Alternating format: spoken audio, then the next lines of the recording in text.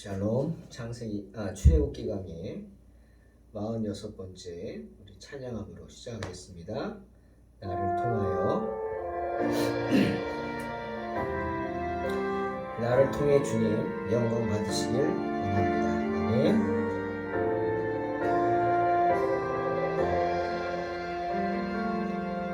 지금 서 있는 이곳에서 높임을 받으소서. 내가 밟는 땅 주님의 땅이니 하늘이 주의 이름 높이 올리며 넓은 바다가 주를 노래해 모든 만물 주를 경배해 모든 입술 주를 찬양해 천지를 만드신 만물의 통치자 높임을 받으소서. 내 평생에 주의 이름 높이며 어느 곳에더든지 주님을 예배하리라. 내가 밟는 모든 땅 아버지의 영광이 선포되어야 하리. 찬양하며 주님을 예배할 때 하늘 가득한 주의 영광 보리라. 나를 통하여 나의 입술을 인하여 주의 이름 높임을 받으소서.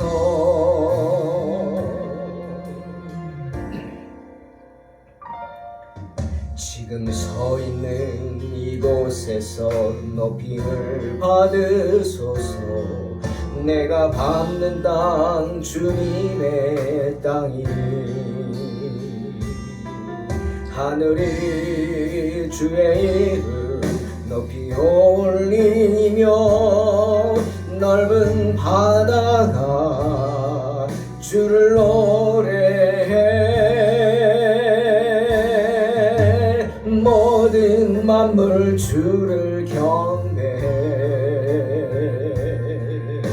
모든 입술 주를 찬양해 천지를 만드신 만물의 통치자 높임을 받으소서. 내 평생에 주의 이름 높이며 어느 곳에서든지 주님을 예배하리라. 내가 밟는 모든 땅 아버지의 영광이 선포되어야 하리. 찬양하며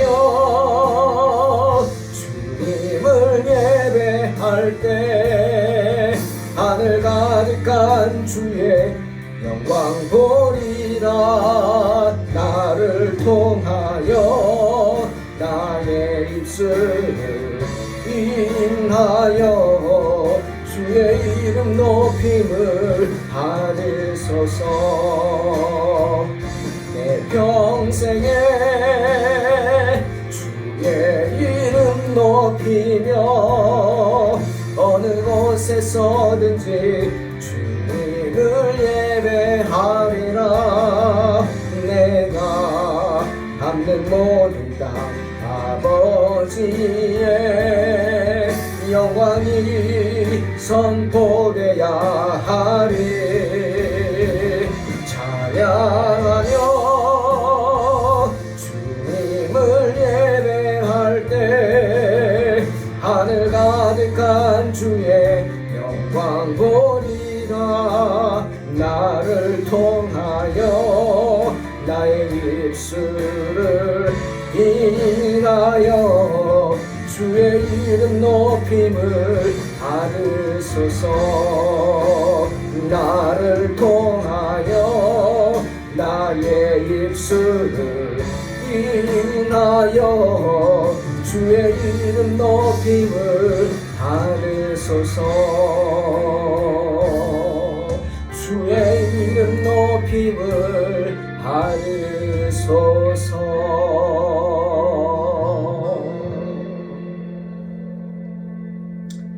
아멘. 주님께서 부족한 우리를 통해 큰 영광 받으시길 소망합니다. 출애굽기 13장 11절로 16절 봉독합니다. 여호와께서 너와 내 조상에게 맹세하신 대로 너를 가나안 사람의 땅에 인도하시고 그 땅을 내게 주시거든 너는 태에서 처음 난 모든 것과 내게 있는 가축에 태에서 처음 난 것을 다 구별하여 여호와께 돌리라. 수컷은 여호와의 것이니라. 나귀의 첫 새끼는 다 어린 양으로 대속할 것이요 그렇게 하지 아니하려면 그 목을 꺾을 것이며 내 아들 중 처음 난 모든 자는 대속할지니라. 후일에 내 아들이 내게 묻기를 이것이 어찌 됨이냐 하거든 너는 그에게 이르기를 여호와께서 그 손의 권능으로 우리를 애굽에서 곧 종이 되었던 집에서 인도하여 내실세 그때 바로가 완악하여 우리를 보내지 아니하매 여호와께서 애굽 나라 가운데 처음 난 모든 것은 사람의 장자로부터 가축의 처음 난 것까지 다 죽이셨으므로 태에서 처음 난 모든 수컷들은 내가 여호와께 제사를 드려서 내 아들 중에 모든 처음 난 자를 다 대속하리니 이것이 내 손의 기호와 내 미간의 표가 되리라. 이는 여호와께서 그 손의 권능으로 우리를 애굽에서 인도하여 내셨음이니라 할지니라. 오늘 역시 초태생을 하나님께 바치라고 하시는 말씀이죠. 초태생이란 처음 난 것을 말합니다. 하나님께서는 사람이고 짐승이고 처음 난 것은 모두 하나님의 것이다 말씀하시면서 하나님께 드리라 하십니다. 오늘 그것을 구체적으로 말씀하시죠. 여러분, 이 말씀의 시작이 어디입니까? 역시 애굽에 내려졌던 10번째 재앙, 장자의 죽음 재앙에서 시작된 것입니다. 애굽 전역에 죽음의 사자가 임했죠. 애굽 왕 바로의 아들도 죽었습니다. 예외가 없죠. 애굽의 모든 짐승들을 처음 난 것도 다 죽었습니다. 예외가 있을 수 없었죠. 하지만 예외는 없었습니다만 구별됨은 있었습니다. 하나님께 선택돼서 하나님의 말씀이 주어진 곳에는 하나님의 구별하심이 있었죠. 그것은 죽음의 사자가 건드리지 못했죠. 그 말씀에 순종하는 자들만이 특별히 구별되어서 죽음의 사자가 유월, 즉 넘어갔습니다. 그것이 바로 유월절이죠. 예외 없이 모든 장자들이 다 죽어야 하는데 하나님의 은혜로 어린 양의 피를 그 대문에 바른 집들만은 구별되었습니다. 그래서 죽음의 사자가 넘어갔죠. 그 집안으로 피한 사람들은, 그 집 주인이 아니라 할지라도 그 집안으로 피한 사람들은 장자라 할지라도 죽지 않았습니다. 살았죠. 물론 짐승들도 살았죠. 구원함을 받았다는 이야기입니다. 지금 하나님께서는 이스라엘 백성들에게 장자를 바치라 하시면서 하나님이 그들에게 베풀어 주셨던 그 유월절의 은혜를 절대로 잊지 말라 하시는 겁니다. 그들이 유월절의 은혜를 잊지 않기 위해서 하나님은 이스라엘 백성들에게 장자는 나의 것이다, 나에게 달라 말씀하시는 겁니다. 11절에 나오죠. 여호와께서 너와 네 조상에게 맹세하신 대로 너를 가나안 사람의 땅에 인도하시고 그 땅을 내게 주시거든 너는 태에서 처음 난 모든 것과 내게 있는 가축의 태에서 처음 난 것을 다 구별하여 여호와께 돌리라. 수컷은 여호와의 것이니라 말씀하시죠. 즉 젖과 꿀이 흐르는 가나안 땅, 그 축복의 땅에 들어갔다고 해서 그래서 이제는 좀 살만하다 해서 잊지 말라는 겁니다. 잊어서는 안 돼요. 뭘? 애굽에서 베풀어 주신 하나님의 은혜 절대로 잊으면 안 되죠. 특히 생축의 초태생을 바치라? 이 무슨 뜻입니까? 예? 모든 가축의 처음 것도 바치라. 이것은 물질의 소유권에 대한 이야기입니다. 예? 내가 가졌다고 해서 내 것이 아니라는 거죠. 누구 거예요? 하나님의 거예요. 나는 다스리고 관리하는 것일 뿐이죠. 하나님 주신 거예요. 그래서 초태생을 하나님께 바치라는 겁니다. 그 생축의 소유권까지도 하나님께 드림으로 인정하라는 거예요. 하나님의 것임을. 여기서 자연스럽게 어떤 이야기가 나옵니까? 우리에게 11조에 관한 이야기가 나오죠. 11조에 관해 구체적으로 언급한 선지자는 말라기입니다. 말라기 3장 7절에서 10절이죠. 이렇습니다. 만군의 여호와가 이르노라 너희 조상들의 날로부터 너희가 나의 규례를 떠나 지키지 아니하였도다. 그런즉 내게로 돌아오라. 그리하면 나도 너희에게로 돌아가리라 하였더니 너희가 이르기를 우리가 어떻게 하여야 돌아가리까 하는도다. 사람이 어찌 8절입니다. 말라기 3장 8절 하나님의 것을 도둑질하겠느냐? 그러나 너희는 나의 것을 도둑질하고도 말하기를 우리가 어떻게 주의 것을 도둑질하였나이까 하는도다. 이는 곧 11조와 봉헌물이라. 너희 곧 온 나라가 나의 것을 도둑질하였으므로 너희가 저주를 받았느니라. 만군의 여호와가 이르노라 너희의 온전한 11조를 창고에 들여 나의 집에 양식이 있게 하고 그것으로 나를 시험하여 내가 하늘 문을 열고 너희에게 복을 쌓을 것이 없도록 붙지 아니하나 보라. 말라기 3장 말씀입니다. 말라기는 하나님께 소득의 10분의 1인 11조를 드리지 않고 때에 따라 봉헌을 하지 않는 사람을 하나님의 것을 도둑질하는 죄인이라고 분명히 말하고 있습니다.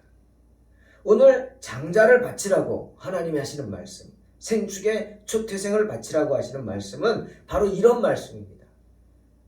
물질의 소유권에 대한 이야기요. 이렇게 하지 않으면 너희는 하나님의 것을 도둑질하는 죄인이 된다라는 거죠. 하나님의 은혜를 알라는 겁니다. 6월절에 은혜를 받았으면 6월절에 다 죽어야 되는데 장자들이 죽지 않고 하나님의 은혜로 넘어갔으면 그 6월절 재앙에서 살아남았으면 이제는 그 은혜에 감사하고 하나님께 헌신하라는 겁니다. 11조 역시 그것이죠.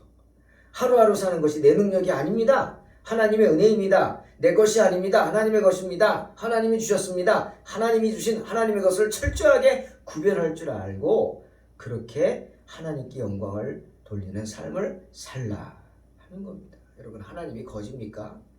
아니죠. 하나님이 없으셔서 그래요? 하나님에게 돈이 필요합니까? 아닙니다.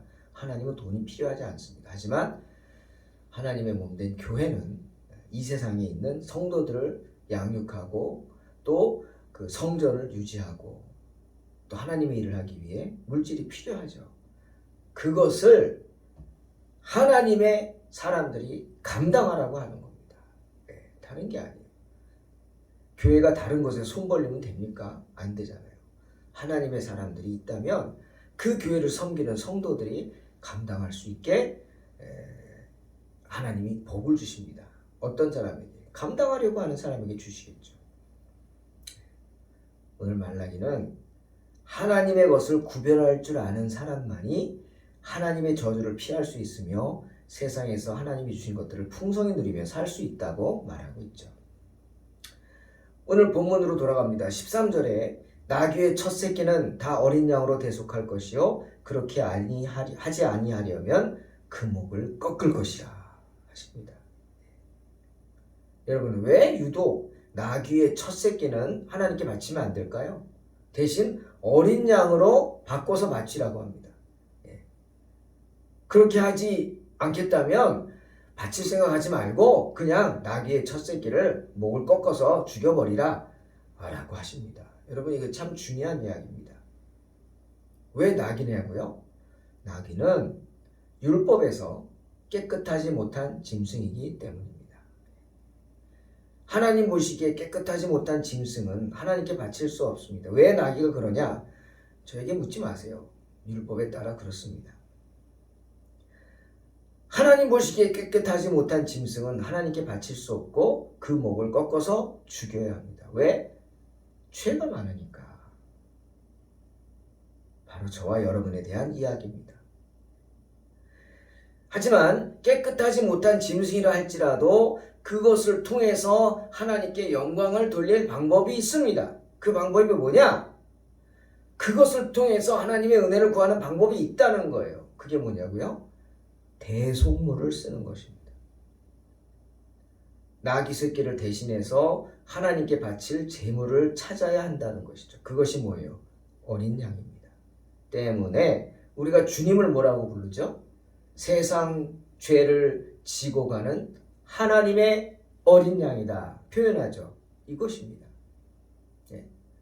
나귀 새끼를 대신해서 대속물로 어린 양을 바치는 것처럼 죄 많은 나귀 새끼, 죄 많은 저와 여러분을 대신해서 하나님께 바쳐져야 할 그 대속물, 그분이 누구냐? 예수 그리스도. 그러니 대속하지 않으면 나귀의 목을 꺾어 죽이는 것처럼 우리가 하나님의 어린 양, 예수님의 보혈로 대속되지 않는다면 저와 여러분은 목이 꺾여 죽을 수밖에 없는 존재라는 것이죠. 주님은 하나님께 바쳐지기에 부정한 짐승인 나귀를 위해서 바쳐진 어린 양같이 죄 많은 우리를 위해 대속 제물로 바쳐지신 분이십니다. 때문에 유월절의 그 제물은 우리 주님의 십자가의 대속을 상징하는 것이라고 할 수 있겠죠. 사랑하는 성도 여러분, 비록 하나님께서 모든 장자는 나의 것이라 하시지만 진짜로 장자를 바치라는 말입니까? 아브라함 바치라고 그랬잖아요. 이삭을 모리아 산에 가서 번제로 드리려고 칼을 빼어들었죠. 그래서 찔러 죽였습니까? 아니죠. 그렇게 순종하는 모습을 본 주님이 멈추게 하셨습니다. 그리고 바로 그 옆에 이미 대속할 어린 양을 준비해 놓으셨죠. 그러니 지금도 장자는 나의 것이라 하시지만 실제로 아들을 번제로 드리라는 말씀은 아닙니다. 이스라엘 백성들의 믿음을 시험하시는 것이죠. 바로 저와 여러분의 믿음을 시험하는 겁니다. 때문에 애굽에서 그들이 어린 양을 잡아 그 피를 대문에 뿌린 것처럼 그렇게 대속의 제물을 하나님께 드리라고 하시는 거죠. 그래서 하나님의 은혜에 감사하면서 그 믿음을 고백하라고 하는 것입니다. 하지만 우상을 섬기는 사람들은 실제로 아들을 바쳤어요. 몰록이라는 우상을 섬기는 사람들, 실제로 자기 자녀를 잡아다가 몰록에게 번제를 드렸죠. 성경에 나오잖아요. 하지만 우리 성도는 결코 그렇게 해서는 안 되는 것입니다. 대신 이스라엘 백성들은 어린 양을 바치든지 아니면 5세겔을 대속의 값으로 제사장에게 드렸습니다. 민수기 18장에 14, 16절에 나오죠. 이스라엘 중에서 특별히 드린 모든 것은 내 것이 되리라.